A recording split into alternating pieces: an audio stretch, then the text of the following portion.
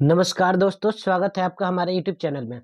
दोस्तों, आज आपको इस वीडियो में बताएंगे कि रेलवे ग्रुप डी 17/8/2022 को परीक्षा में जो भी यहाँ पर एग्जाम में क्वेश्चन पूछे गए थे जीके और जीएस के, वो सारा क्वेश्चन आपको यहाँ डिटेल से बताएंगे। अगर आप भी रेलवे ग्रुप डी की तैयारी करते हैं तो ये क्लास आपके लिए इम्पोर्टेंट होने वाला है, क्योंकि रेलवे ग्रुप डी में बहुत सारे ऐसे प्रश्न होते हैं जो आपको हर बार रिपीट होते रहते हैं। अगर आप सारे प्रीवियस ईयर के क्वेश्चन को कंप्लीट करके जाते हैं तभी आप एग्जाम में आगे अच्छा कर सकते हैं। इसीलिए वीडियो के अंत तक देखिएगा और क्वेश्चन को ध्यान से देखिएगा, तभी आपका एग्जाम में आने वाला अगर इस तरह से प्रश्न आता है तो आप छोड़ नहीं सकते। और क्वेश्चन का लेवल भी देखिएगा। देखिए ये कब का है, 17 अगस्त 2022 का। हम फर्स्ट शिफ्ट का क्वेश्चन पिछले वीडियो में बताए थे, आज सेकंड शिफ्ट का है।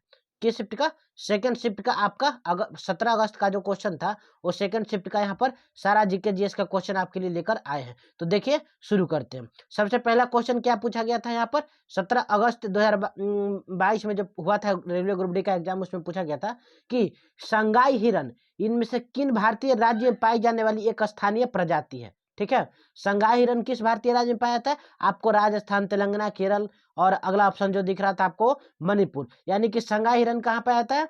तो मणिपुर का पाया जाने वाला एक स्थानीय प्रजाति है संगाई हिरन। अगला प्रश्न को देखिएगा, कौन सा प्रश्न अगला पूछा गया था।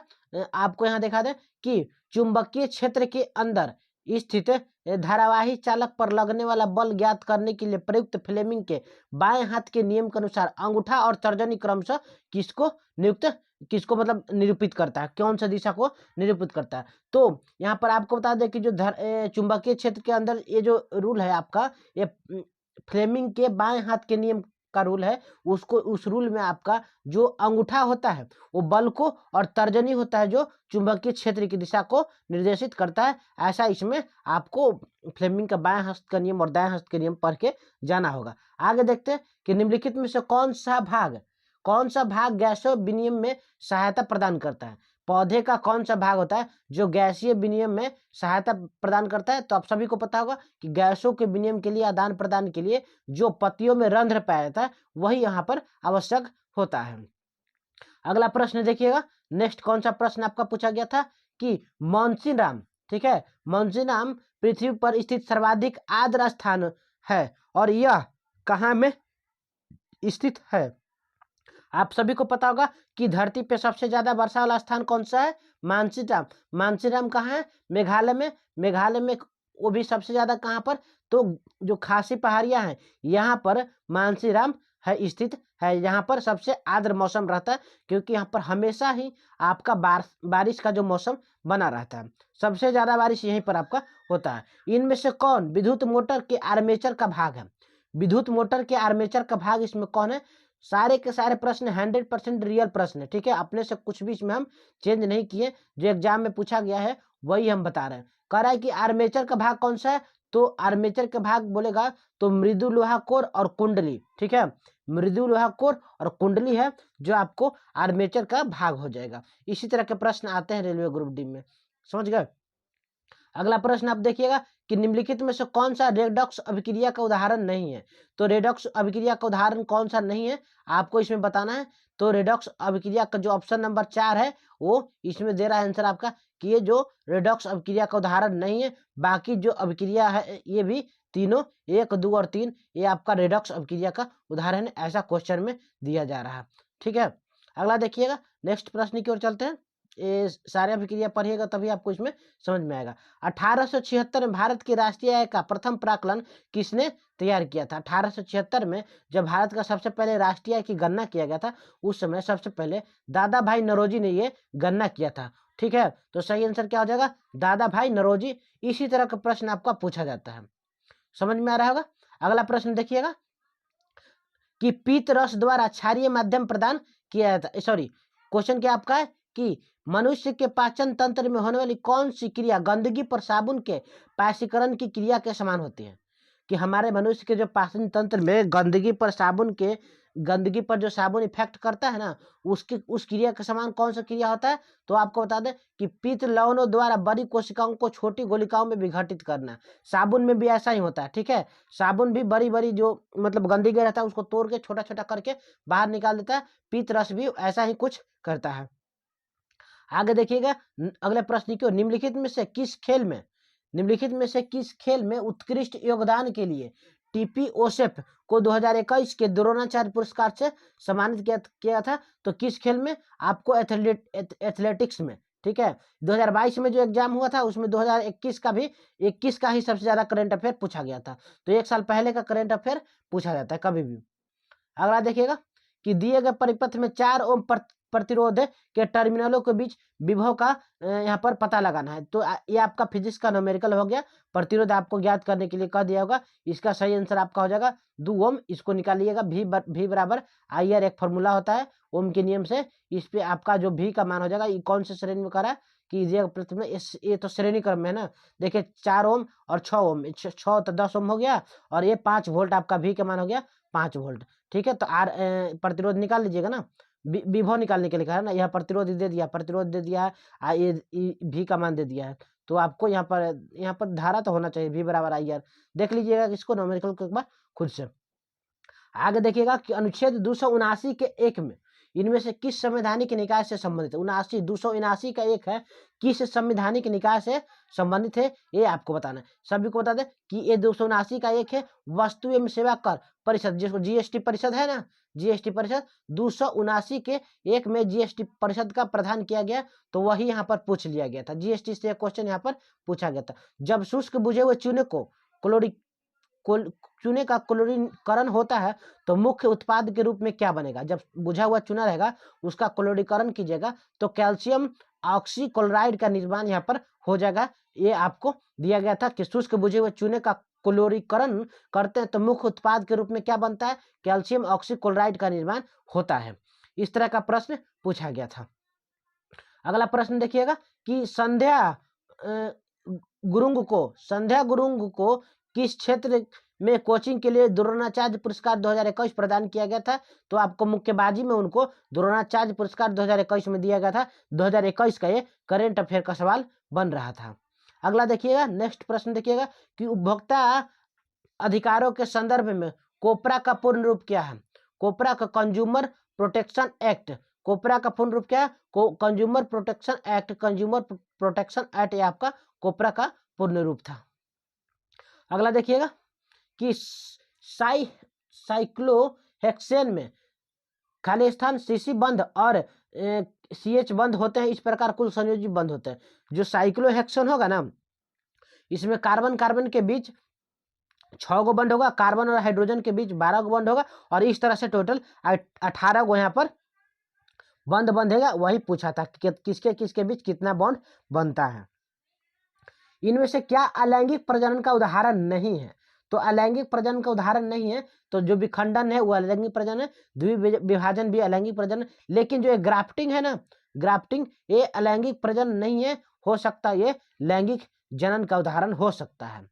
तो यहाँ पर आप लैंगिक प्रजनन से क्वेश्चन दे दिया गया था। एक गोलीय दर्पण के, इससे बहुत सारा क्वेश्चन पूछा गया था कि गोलीय दर्पण के ध्रुव और वक्रता केंद्र के बीच की दूरी, इसकी फोकस दूरी F के मदों में खाली स्थान के बराबर होती है, 2F के बराबर होती है। वो जो फॉर्मूला होता है ना, F बराबर R/2 होता है ना, वहीं से R बराबर क्या हो जाएगा? तो 2F हो जाएगा। इसी के बारे में जिक्र करके पूछा था कि गोलीय दर्पण के ध्रुव और वक्रता केंद्र के बीच की दूरी, इसके फोकस दूरी के F के पदों में, तो ये 2F के बराबर होती है, ऐसा वहां पर बताया गया था। वही इसका आंसर आपका सही हो जाएगा। अगला प्रश्न देख लीजिएगा, इन कौन सी नदी अमरकंटक पहाड़ियों से निकलती है? तो मात्र 2 नदी ऐसी है, सोन नदी और नर्मदा नदी। सोन नदी और नर्मदा नदी है जो अमरकंटक की पहाड़ियों से, मध्य प्रदेश के अमरकंटक की पहाड़ियों से निकलती है। यही आपका सही आंसर होने वाला है।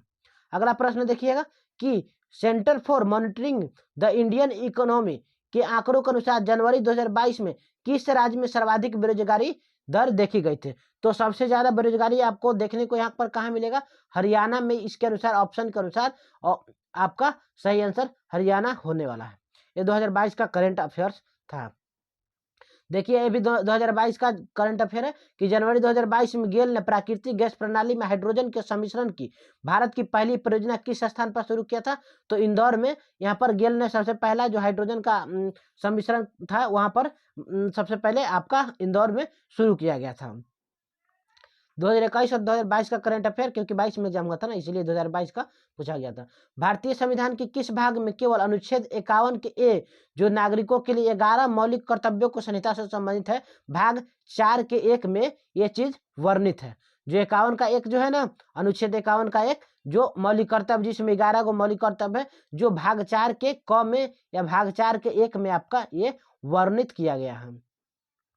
अगला प्रश्न देखिएगा, नेक्स्ट प्रश्न कि मई 2022 में, ठीक है, मई 2022 में किस राज्य के मुख्यमंत्री बसवराज बोम्मई ने एक नई स्वास्थ्य और कल्याण योजना ऐप आयु की शुभारंभ यहाँ पर किया था? तो जो बसवराज थे कर्नाटक के मुख्यमंत्री उस समय थे। कहाँ के? कर्नाटक के। एक करंट का क्वेश्चन हो गया आपका।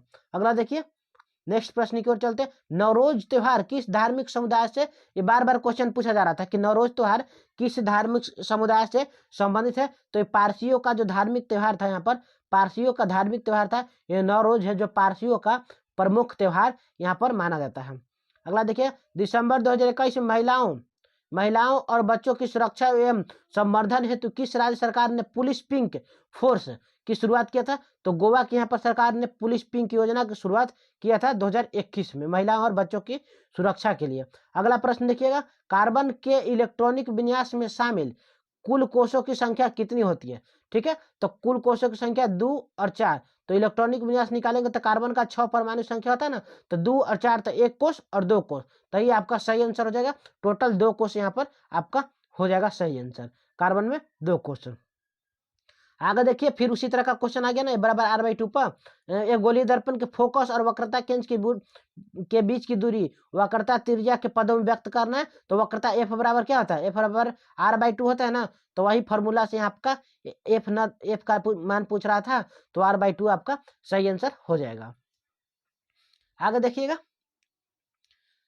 नेक्स्ट प्रश्न, 29 अगस्त को भारत हैवी इलेक्ट्रिक लिमिटेड को वाणिज्य एवं उद्योग मंत्रालय के तहत सार्वजनिक क्षेत्र में हैवी इलेक्ट्रिकल्स इंडिया लिमिटेड के रूप में पंजीकृत किया गया था। किसको कब पंजीकृत किया था इसको? 1956 में। आप 19 अगस्त 1956 में जो भारत हैवी इलेक्ट्रिकल्स लिमिटेड को वाणिज्य एवं उद्योग मंत्रालय के तहत सार्वजनिक क्षेत्र में, यानी कि सार्वजनिक क्षेत्र का उपक्रम इसको नामित किया गया था। कब? 1956 में।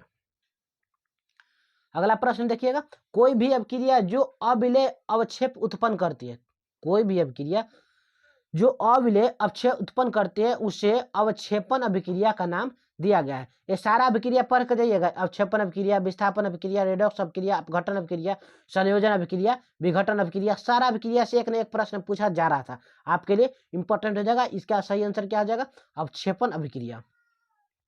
अगला प्रश्न देख लीजिए, नेक्स्ट प्रश्न में क्या पूछा गया था कि निम्नलिखित में से कौन सा राज्य प्रमुख भाषा युग में सुमेलित नहीं है? तो मेघालय की खासी सही है, आंध्र प्रदेश में तेलुगु बोला जाता है सही है, केरल में कन्नड़ नहीं, कन्नड़ एक केरल में नहीं बोला जाता है, मणिपुर में मैतेई बोला जाता है, ये भी सही है, केरल में मलयालम भाषा बोली जाती है। कौन सी भाषा यहाँ पर मलयालम भाषा आपका हो जाएगा। ठीक है, कन्नड़ शायद हो सकता है, कन्नड़ यहाँ पर तमिलनाडु का शायद हो सकता है, हमको आइडिया नहीं, एक बार देख लीजिएगा। सभी पंचायत संस्थाओं में पदों का कितना भाग महिलाओं के आरक्षित रहता है? ठीक है, कोई भी पंचायत में जाइएगा तो 1/3 भाग होता है ना, वहाँ का 1/3 भाग महिलाओं के लिए आरक्षित कर दिया जाता है। समझ गए कि नहीं? 1/3 भाग महिलाओं के लिए यहाँ पर आरक्षित किया जाता है। अगला देखिएगा, 2021 में जारी, ये 2021 का करंट अफेयर के अनुसार जो यूएनडीपी द्वारा तैयार किया गया मानव विकास सूचकांक 2021 में आपका भारत का स्थान कौन सा? तो 131 नंबर पे भारत यूएनडीपी के अनुसार जो मानव विकास सूचकांक में था आपका 131 नंबर पे। तो 2021 के करंट अफेयर से अभी का कोई मतलब है नहीं, फिर भी एक बार देख लीजिएगा। देखिए, सेम क्वेश्चन आ गया ना कि दिए गए प्रतिरोध आर को 2 बराबर भागों में बांटा जाता है, तो प्रत्येक भाग का प्रतिरोध कितना होगा? तो 2 भागों में बांटेंगे तो r/2 आपका प्रत्येक भाग का प्रतिरोध यहाँ पर हो जाएगा। समझ में आ रहा होगा ना? अगला प्रश्न देखिए, इसी तरह से प्रश्न आते हैं, अगर आप इसको पूरा करके जाते तभी आने वाले एग्जाम में आपके लिए फायदा होने वाला है। किशोरावस्था के दौरान मानव शरीर में अनेक परिवर्तन होते हैं, निम्नलिखित में कौन सा परिवर्तन केवल लड़कियों में लैंगिक प्रवृत्ति से संबंधित है? ठीक है, जब आदमी मतलब यंग ब्लड होता है, जब जवान होता है, तो उस समय आपको बहुत सारा मतलब चेंजिंग होता है, जिसमें लड़कियों में खास करके स्तन ग्रंथियों में वृद्धि होता है। ये लड़कियों के बारे में जिक्र किया गया था। ठीक है, अगला देखिएगा, नेक्स्ट प्रश्न की ओर चलते हैं कि निम्न से किस तत्व के आणविक रूप में परमाणुओं की संख्या अधिकतम होती है? किस तत्व के आणविक रूप में परमाणु की संख्या अधिकतम होगी? तो एस जो है ना, एस में एस से शायद यहाँ पर सल्फर हो जाएगा। ठीक है, एस में यहाँ पर आपका सबसे ज्यादा अधिकतम संख्या होता है, ऑप्शन के अनुसार था ये। मृदा अपरदन पर्यावरण के लिए मुख्य खतरा है, जो मिट्टी का कटाव है वो पर्यावरण के लिए मुख्य खतरा है। निम्नलिखित में कौन सा मृदा अपरदन को रोकने में सहायक हो सकता है? समोच्च रेखीय जुताई। ठीक है, समोच्च रेखीय जुताई होता है जो आपको मृदा अपरदन को रोकने में प्रमुख भूमिका निभाता है। अगला प्रश्न देखिएगा, इसी तरह से प्रश्न पूछेगा तो निम्नलिखित में से किस वर्ष में भारतीय संग्रहालय अधिनियम पारित किया गया था? भारतीय संग्रहालय अधिनियम कब पारित किया गया था? आपको यहाँ पर बताना है कि 1910 ईस्वी में भारतीय संग्रहालय अधिनियम आपका पारित किया गया था। यही आपका सही आंसर हो जाएगा। अगला देखिएगा, नेक्स्ट प्रश्न, प्रसिद्ध हाजी अली दरगाह किस शहर में है? किसका दरगाह? हाजी अली दरगाह मुंबई शहर में आपका सही आंसर होगा कि हाजी अली का जो दरगाह है वो मुंबई शहर में आपका स्थित है, याद रखिएगा।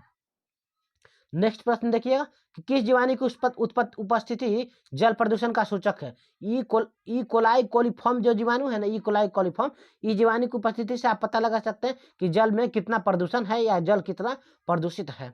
अगला देखिएगा, यहाँ पर लगता है कि ये लास्ट क्वेश्चन था आपका, इसके बाद जीके का क्वेश्चन नहीं था सारा। यहाँ पर आपको जो 22 अगस्त का जो भी आपका 17 अगस्त का जो भी हुआ था सेकंड शिफ्ट का क्वेश्चन हम यहाँ पर आपको करवा दिए हैं। और फर्स्ट शिफ्ट का क्वेश्चन अगर देखना चाहते हैं, नहीं देखें, वीडियो पर नहीं है तो जाके पीछे वीडियो पर हम डाल दिए हैं। और हर एक शिफ्ट का रेलवे ग्रुप डी में जो भी एग्जाम में आपका सारा क्वेश्चन पूछा गया, हर एक शिफ्ट का एग्जाम का यहाँ पर हम आपको क्वेश्चन करवाने लाए। मैथ से लेकर रीजनिंग और यहाँ पर जीके जीएस सबका क्वेश्चन आपको हम करवाएंगे। मैथ और रीजनिंग का साथ में सोल्यूशन भी करवाएंगे, बस थोड़ा टाइम लगने वाला है। अगर मेरे चैनल पर नए हैं तो एक बार चैनल को सब्सक्राइब कर लीजिए ताकि इस तरह का रेलवे ग्रुप डी से जुड़ा हुआ हर एक इंपॉर्टेंट वीडियो आप तक पहुँच जाए। मिलते हैं अगले वीडियो में, तब तक के लिए धन्यवाद।